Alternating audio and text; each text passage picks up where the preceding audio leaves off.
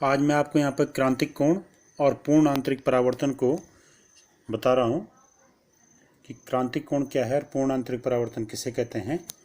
तो देखिए इसमें कि क्रांतिक कोण या पूर्ण आंतरिक परावर्तन की जो घटना होगी वो तब होगी कि जब प्रकाश की किरण सघन माध्यम से विरल माध्यम में आ रही होगी।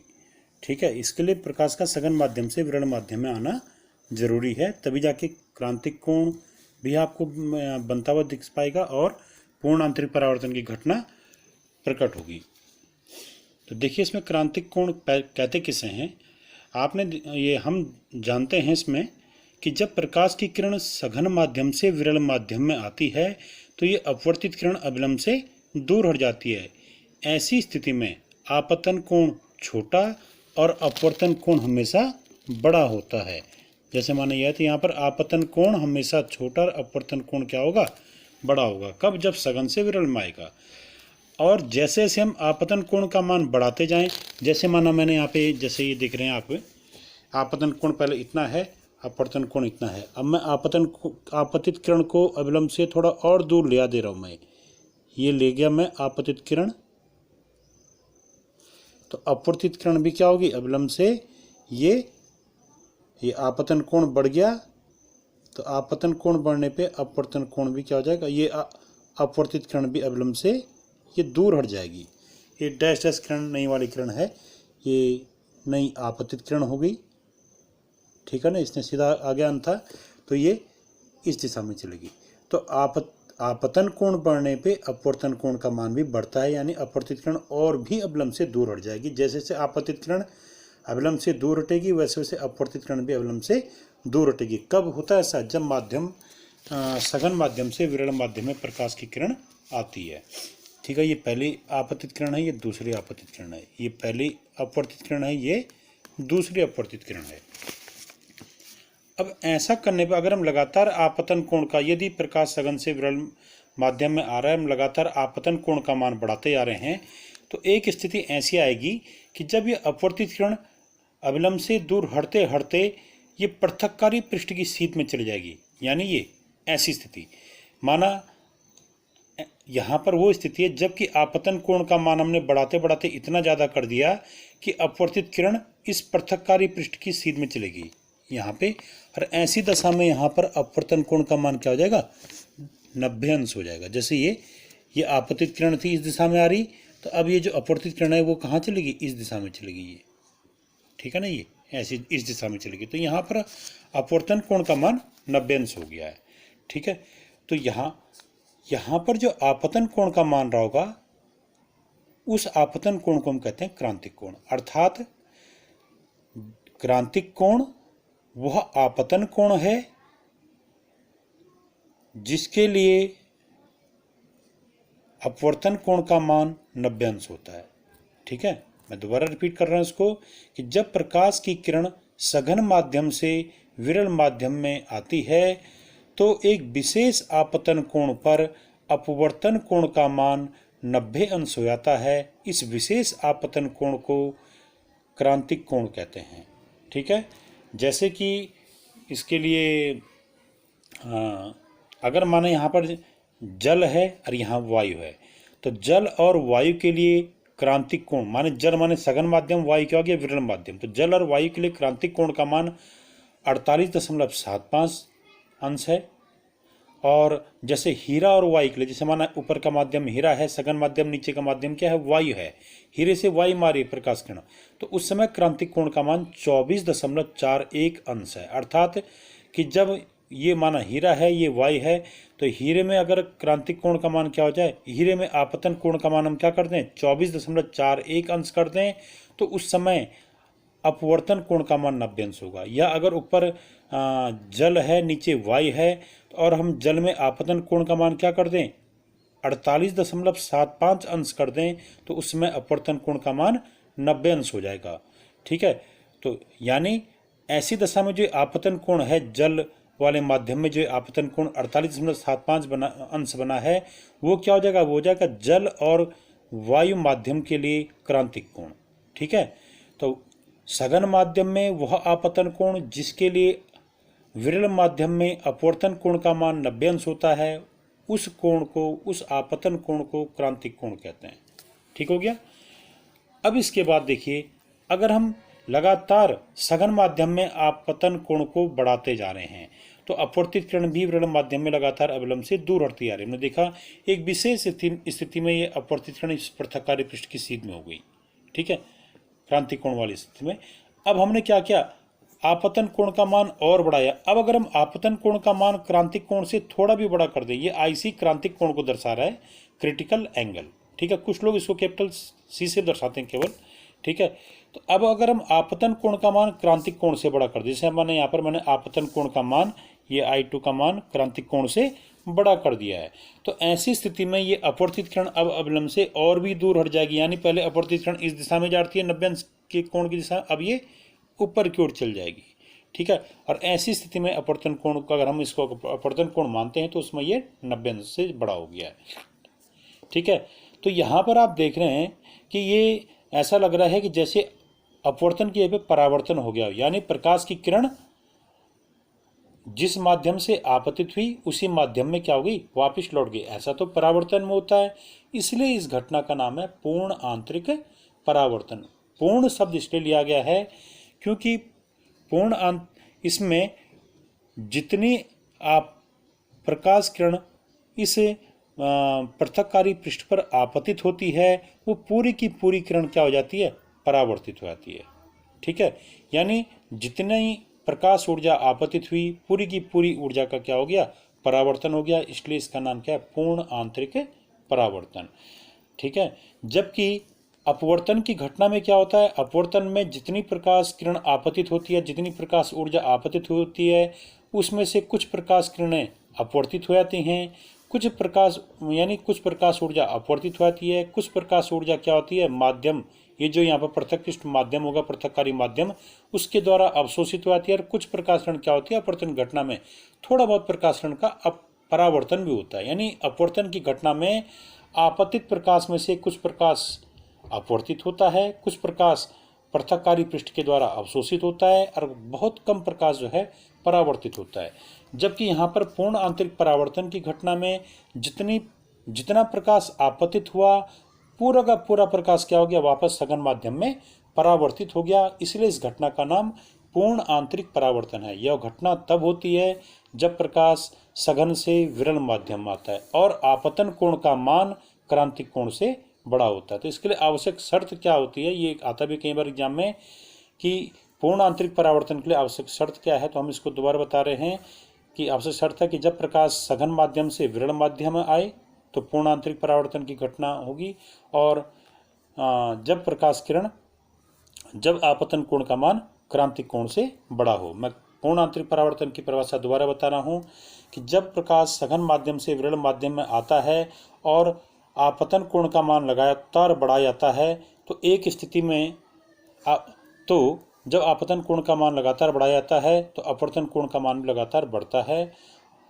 यदि हम आपतन कोण का मान लगातार बढ़ाते जाएं तो एक विशेष आपतन कोण पर अपवर्तित किरण पृथक्कारी पृष्ठ की सीध में चली जाती है, यानी अपवर्तन कोण का मान 90 अंश आता है। तो जो सघन माध्यम में जिस विशेष आपतन कोण के लिए विरल माध्यम में अपवर्तन कोण का मान 90 अंश आता है वो आपतन कोण क्रांतिक कोण कहलाता है। और यदि सघन माध्यम में आपतन कोण का मान क्रांतिक कोण से भी बड़ा हो जाए तो अपवर्तित किरण विरल माध्यम में न जाकर सघन माध्यम में ही लौट आती है, और इस प्रकार की घटना पूर्ण आंतरिक परावर्तन कहलाती है। इस घटना में, पूर्ण आंतरिक परावर्तन की घटना में प्रकाश ऊर्जा का कोई क्षय नहीं होता है, अर्थात जितनी प्रकाश ऊर्जा आपतित होती है पूरी की पूरी प्रकाश ऊर्जा परावर्तित हो जाती है। ठीक है, इसीलिए क्योंकि यहाँ पर प्रकाश ऊर्जा का कोई क्षय नहीं होता है, इसीलिए पूर्ण आंतरिक परावर्तन की घटना का उपयोग हम जो हैं ऑप्टिकल फाइबर यानी प्रकाशिक तंतु में करते हैं। ठीक है, अब यहाँ पर जो है मैं उसमें अपवर्तनांक कि जैसे हम जानते हैं कि लाल रंग की जो प्रकाश किरण होती है, जैसे लाल रंग की प्रकाश किरण के लिए तरंग दैर्घ्य अधिकतम होती है। जैसे आपने देखा खतरे का चिन्ह लाल होता है वो इसलिए होता है क्योंकि लाल रंग के प्रकाश की तरंगदैर्घ्य सबसे अधिक होती है, ठीक है। और तो लाल रंग के प्रकाश की तरंगदैर्घ्य सबसे अधिक और बैंगनी वायलेट रंग के प्रकाश की तरंगदैर्घ्य सबसे न्यूनतम होती है। जिसकी तरंगदैर्घ्य सबसे ज़्यादा होगी उसके लिए अपवर्तनांक सबसे कम होगा, ठीक है। तो लाल रंग की प्रकाश की तरंगदैर्घ्य सबसे अधिक, तो उसके लिए अपवर्तनांक सबसे कम। तो यहाँ पर क्या हो गया, यहाँ पर एन आर क्या हो जाएगा, न्यूनतम। एन आर न्यूनतम मतलब लाल रंग के प्रकाश के लिए अपवर्तनांक न्यूनतम होता है। तो यहाँ पर मैंने लिखा भी है माध्यम का अपवर्तनांक लाल प्रकाश के लिए न्यूनतम होता है, और जिसके लिए अपवर्तनांक न्यूनतम होगा उसके लिए क्रांतिक कोण अधिकतम होगा, ठीक है। ये हमने पढ़ा है पहले, जैसे आपने आपने यहाँ पर अभी पढ़ेंगे भी, मैंने बता रहा हूँ मैं इसको अब आगे, कि क्रांतिक कोण हमेशा जो है क्रांतिक कोण की ज्या अपवर्तनांक के व्युत्क्रमानुपाती होती है। क्रांतिक कोण की ज्या यानी साइन सी इज हमेशा 1/n के बराबर होता है, ठीक है, 1/n के बराबर होता है, ठीक है। तो यानी अगर अपवर्तनांक ज़्यादा होगा तो क्रांतिक कोण क्या हो जाएगा, कम। तो लाल रंग के प्रकाश के लिए तरंगदैर्घ्य सबसे ज़्यादा, तो लाल रंग के प्रकाश के लिए अपवर्तनांक सबसे कम। अपवर्तनांक सबसे कम तो उसके लिए क्रांतिक कोण सबसे ज़्यादा। तो लाल रंग के प्रकाश के लिए क्रांतिक कोण का मान लाल प्रकाश के लिए अधिकतम होता है। इसी प्रकार बैंगनी रंग के प्रकाश की तरंगदैर्घ्य सबसे कम, तो बैंगनी रंग के प्रकाश के लिए अपवर्तनांक क्या हो जाएगा, बैंगनी रंग के प्रकाश के लिए अपवर्तनांक अधिकतम हो जाएगा। बैंगनी रंग के प्रकाश के लिए अपवर्तनांक क्या हो जाएगा, अधिकतम हो जाएगा। और बैंगनी रंग के लिए अपवर्तनांक अधिकतम, तो बैंगनी रंग के लिए क्रांतिक कोण न्यूनतम होता है। अब मैं जरा ये सूत्र बता रहा हूँ आपको, साइन सी बराबर 1/n, ये कैसे आया है, ठीक है। ये n यहाँ पर अपवर्तनांक को प्रकट कर रहा है। तो देखिए यहाँ पे कुछ नहीं, ये आसान है निकालना, ये स्नेल के सूत्र से निकल जाएगा। हम एक विशेष स्थिति ले रहे हैं क्रांतिक कोण वाली, कि जब आपतन कोण कि सघन माध्यम में एक विशेष आपतन कोण पर अब विरल माध्यम में अपवर्तन कोण का मान 90 अंश हो गया, तो वो विशेष आपतन कोण क्या कहलाया, क्रांतिक कोण। तो क्रांतिक कोण वाली स्थिति को ले रहे हैं हम। माना क्रांतिक कोण की स्थिति में इस विरल माध्यम का सघन माध्यम के सापेक्ष जो अपवर्तनांक है उसको हम DNR से प्रकट करें। DNR मतलब डेंस के सापेक्ष रेयर का अपवर्तनांक, रेयर मतलब विरल, डेंस मतलब सघन। तो सघन के सापेक्ष विरल का अपवर्तनांक, सघन से प्रकाश किरण आ रही, सघन के सापेक्ष विरल का अपवर्तनांक विरल का है। तो DNR क्या है, विरल माध्यम का अपवर्तनांक। अब मैं यहाँ पर स्नेल का सूत्र लगा रहा हूँ। स्नेल का सूत्र क्या होता है, ये हमने पढ़ा है कि स्नेल का सूत्र है sin I बटे sin R बराबर n, ये आपने पढ़ा है। तो यहाँ पर n के पे क्या लेंगे, DNR, प्रकाश डेंस से रेयर में आ रहा है, तो sin I बटे sin R बराबर क्या होगा, DNR। अब इसके बाद यहाँ पर हमने क्रांतिक कोण वाली स्थिति ली, तो क्रांतिक कोण की स्थिति में sin I पे क्या आएगा, sin IC आ गया, क्योंकि I मतलब आपतन कोण, तो आपतन कोण किसके बराबर हो गया, क्रांतिक कोण IC के बराबर। तो उसमें अपवर्तन कोण R का मान क्या हो गया, 90 डिग्री हो गया। तो हम DNR बराबर क्या ले देंगे, sin IC बटे sin 90, ठीक है। क्रांतिक कोण वाली स्थिति में I को IC लिख देंगे, R को 90 डिग्री लिख देंगे। फिर DNR बराबर sin IC बटे sin 90 का मान 1 हो गया, तो DNR बराबर sin IC। यानी ये DNR क्या चीज़ है, विरल माध्यम का अपवर्तनांक, इसका होता है अपवर्तनांक सघन के सापेक्ष। तो विरल माध्यम का अपवर्तनांक क्रांतिक कोण की ज्या के बराबर होता है। अब इसी को हमने ये भी पढ़ा था आपने कि DNR गुणा गया RND बराबर 1, इस सूत्र से आपने ये पहले पढ़ा है, 1n2 into 2n1 is equal to 1। तो 1 के पे मैंने D लिख दिया, 2 के पे R लिख दिया, तो DNR इंटू RND बराबर 1। उत्क्रमणीयता का सिद्धांत कहते हैं प्रकाश के लिए उत्क्रमणीयता का सिद्धांत, उससे सूत्र आया था। अब यहाँ पे RND बराबर क्या हो जाएगा, 1/DNR।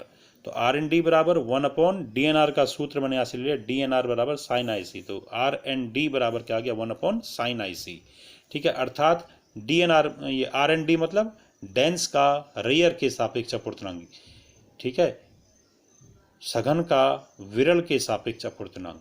तो सघन का अपवर्तनांक किसके बराबर होता है, 1/sin IC के बराबर। इसी को अगर हम आगे लिखना चाहें तो इसी को हम ऐसा लिख सकते साइन IC को यहाँ लेके इसको यहाँ लेके, तो ये आ गया साइन IC बराबर 1/, क्या, RND। और कुछ किताबों में इसको ऐसा भी लिखा होगा, इसको साइन IC को साइन IC मतलब क्रांतिक कोण हो गया, तो साइन C भी क्या है, क्रांतिक कोण। कुछ किताब में इसको C लिखा गया है बटे 1/, RND मतलब डेंस का रेयर के सापेक्ष अपवर्तनांक। तो कुछ किताब में इसको खाली N लिखा होगा। N मतलब सघन का अपवर्तनांक, किसके सापेक्ष, विरल के साथ। ये याद रखें, N मतलब सघन माध्यम का अपवर्तनांक, ठीक है ना। तो ये सघन माध्यम का अपवर्तनांक किसके लिए, लाल रंग के प्रकाश के लिए सबसे कम होता है, इसके लिए, इसीलिए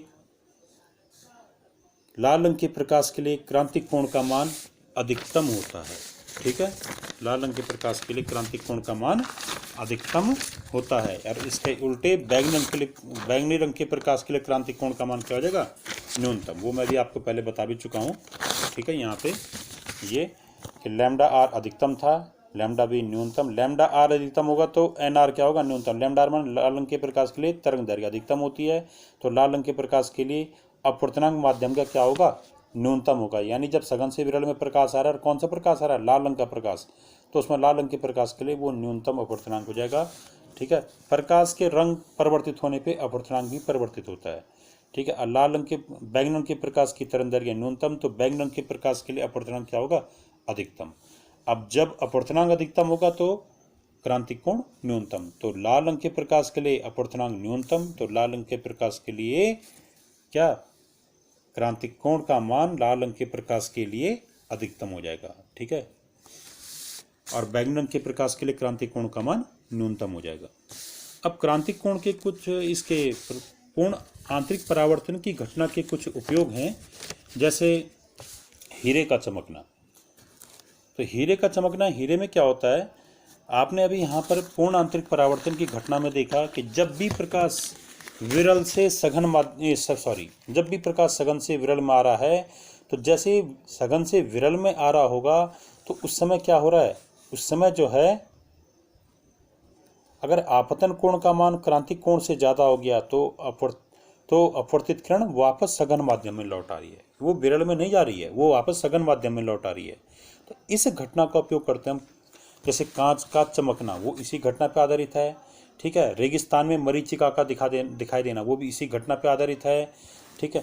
जल में तिरछी रखी हुई परखनली, कांच की परखनली का चमकना, वो भी इसी पे आधारित है, ठीक। तो यहाँ पर देखिए जरा, ये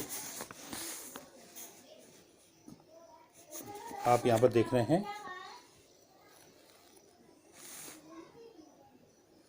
ये एक जल से भरा बीकर है। इस बीकर में हमने कांच की परखनली रखी हुई है, और कांच की, यहाँ पर उतारा मैं आपको, ये पानी से भरा हुआ बीकर है, इसमें कांच की परखनली रखी गई है। इस परखनली में ये प्रकाश, परखनली कांच की है, तो ये माध्यम कांच सघन माध्यम हो गया, कांच के अंदर हवा होगी, हवा क्या हो गया, विरल माध्यम हो गया। तो यानी ये प्रकाश किरण जैसे, और यहाँ से कोई प्रेक्षक देख रहा है, तो अगर ये कांच की परखनली तिरछी रखी जाए, तो तिरछे रखने पे एक विशेष तिरछी स्थिति में क्या होता है कि इस प्रेक्षक को ये कांच की परखनली चमकती भी नजर आती है। ऐसा कब होगा कि जैसे यहाँ पे प्रकाश, बाहर से प्रकाश आया, इसे बीकर में प्रकाश ने प्रवेश किया, बीकर जैसे कांच का पारदर्शी माध्यम का होगा, बीकर में प्रकाश किरण आई, यहाँ पर जल है, तो जल में प्रकाश की किरण ये यहाँ से देखिए, हवा से कांच में गई, फिर कांच से जल में गई, तो ये अपवर्तित होकर प्रकाश किरण अंदर पहुंची। फिर यहाँ पर जब प्रकाश किरण अंदर पहुंची, तो अब ये किस में प्रवेश कर रही होगी, कांच में। तो प्रकाश की किरण इसमें कांच में जा रही है, कांच से फिर कहाँ जानता है उसने, अंदर हवा में। तो यहाँ पर इसमें देखिए, कांच से हवा में, जब ये प्रकाश किरण कांच से हवा में जा रही होगी, तो होता क्या, जब इसको लगातार तिरछा करते आते हैं, तो एक विशेष स्थिति में क्या होता है, इस किरण के लिए यहाँ पर कांच से हवा वाले माध्यम में यहाँ पर आपतन कोण का मान क्रांतिक कोण से अधिक हो जाता है। ऐसा होने पर प्रकाश की किरण अब सघन से विरल में न जाकर वापस कहाँ चल जाएगी, सघन में चल जाएगी, यानी पूर्ण आंतरिक परावर्तन होगा। यानी कांच की नली को एक विशेष तिरछी स्थिति में रखने पर वहाँ पर क्या हो गया, वहाँ पर आपतन कोण का मान क्रांतिक कोण से अधिक हो गया, और इसलिए जो है ये प्रकाश की जो किरण थी ये कांच से अंदर वायु में न जाकर वापस कांची में की ओर मुड़ गई, अर्थात ये ऊपर की ओर मुड़ गई, और ये इसका पूर्ण आंतरिक परावर्तन हो गया। और ये मुड़ी हुई किरण जब प्रेक्षक के नेत्र में पहुंचेगी, ऐसी मुड़ी हुई किरणें जब प्रेक्षक के नेत्र में पहुंचेंगी तो प्रेक्षक को ये कांच वाला भाग दिखाई देगा, यानी चमकदार दिखाई देगा।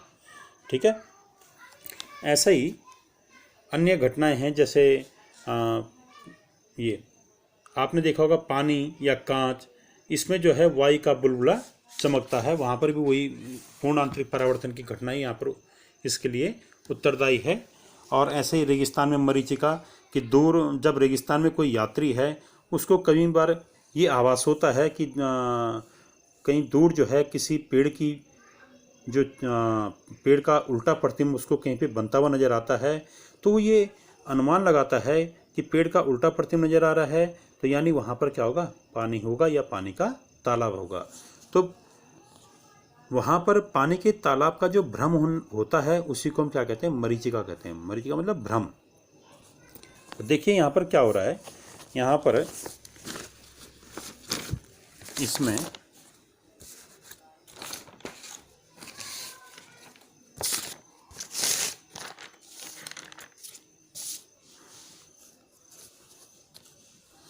रेगिस्तान की मरीचिका में ये माना कोई पेड़ है रेगिस्तान में, तो रेगिस्तान में होता क्या है कि रेगिस्तान में दिन के वक्त जो धरती के जो ज़मीन के संपर्क की वायु रहती है वो ज़्यादा गर्म होती है, और ऊपर की ओर जाने पे वायु का तापमान कम होता है, नीचे की वायु का तापमान ज़्यादा होता है। तो वायु की विभिन्न परतें बन जाती हैं, तो नीचे की परत का तापमान अधिक और ऊपर की परत का तापमान कम होता है। इससे क्या होता है, जो नीचे की वायु की परतें होती हैं वो जो हैं विरल होती हैं, वो विरल होंगी। जो ज़्यादा गर्म होगा विरल होगा, क्योंकि ठीक है, क्योंकि वहाँ पर वायु के कण क्या होंगे, ज़्यादा तापमान के कारण वो एक दूसरे से ज़्यादा दूर होंगे, उनका ऊर्जा बड़ी होगी, गतिज ऊर्जा, इसलिए वो एक दूसरे से ज़्यादा दूरी पर होंगे। ठीक है, तो नीचे की परतें विरल माध्यम होती हैं, और ऊपर की ओर क्योंकि वायु की परतों का तापमान कम होता है इसलिए वो सघन माध्यम के रूप में रहती हैं।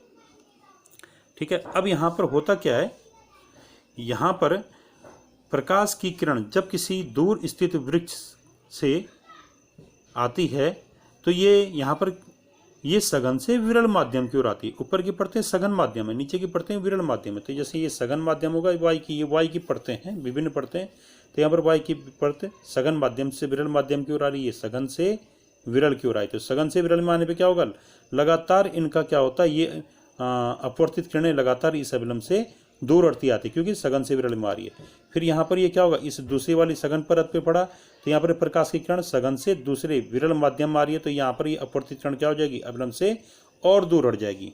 इसी प्रकार से फिर ये वायु की ये परत इस समय ये प्रकाश की किरण इस समय इस सघन माध्यम से अंदर दूसरे नीचे वाले विरल माध्यम आ रही है, तो ये वाली जो वायु अपवर्तित किरण होगी ये इस समय इस अभिलंब से और दूर हट जाएगी। ऐसा लगातार ये प्रोसेस लगातार जारी रहती है। ऐसा होते होते एक ऐसी कंडीशन आती है कि जैसे ये प्रकाश किरण आगे बढ़ी, अब ये इस सघन से विरल माध्यम में आ रही है, तो यहाँ पर आपतन कोण का मान बढ़ते बढ़ते इतना ज़्यादा हो गया कि ये क्रांतिक कोण से ज़्यादा हो गया यहाँ पे। तो दूर स्थित वृक्ष से जब प्रकाश किरणें लगातार आती हैं तो ये सघन से विरल माध्यम की ओर आती हैं, और ऐसा होने पे ये अपवर्तित किरणें लगातार अभिलंब से दूर हटती गई।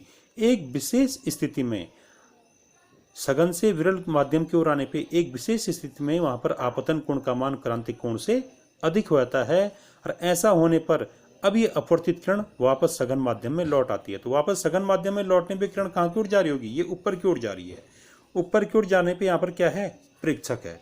तो रेगिस्तान में जब प्रकाश की किरणें किसी दूर स्थित वृक्ष से आती हैं तो वो एक विशेष स्थिति पर क्या होती हैं, फिर वापस सघन माध्यम की ओर लौट रही हैं। सघन माध्यम में लौटने के दौरान ये प्रेक्षक के नेत्र में प्रवेश करती हैं, तो प्रेक्षक को ये आभास होता है कि ये किरण जो है इसकी आंख में यहाँ ये ऐसे जारी होगी आगे, तो ये इधर से आ रही है, यानी उसको ये लगता है कि ये वृक्ष का शीर्ष का प्रतिबिंब यहाँ बना हुआ कहीं। ठीक है, ऐसे अन्य किरणें भी आ रही होंगी, वो प्रेक्षक के नेत्र में पूर्ण आंतरिक परावर्तन घटना के कारण अब सघन माध्यम में फिर वापस मोड़ रही होंगे, प्रेक्षक के नेत्र में आ रही होंगी। प्रेक्षक को लग रहा होगा कि किरणें नीचे की ओर से आ रही है। तो यहाँ पर वृक्ष के सीड्स का प्रतिबिंब यहाँ नीचे की ओर बन रहा है, यानी यहाँ पर वृक्ष का क्या बन जाएगा, उल्टा प्रतिबिंब बन जाएगा। और इसीलिए उसको ये आभास होता है कि यहाँ पर वृक्ष का उल्टा प्रतिबिंब बना है जो कि जल में बनता है, इसलिए यहाँ पर उसको जल होने का भ्रम होता है। यही रेगिस्तान में मरीचिका का कारण है। बाकी ये अगले इसमें टॉपिक में पढ़ाएंगे। धन्यवाद।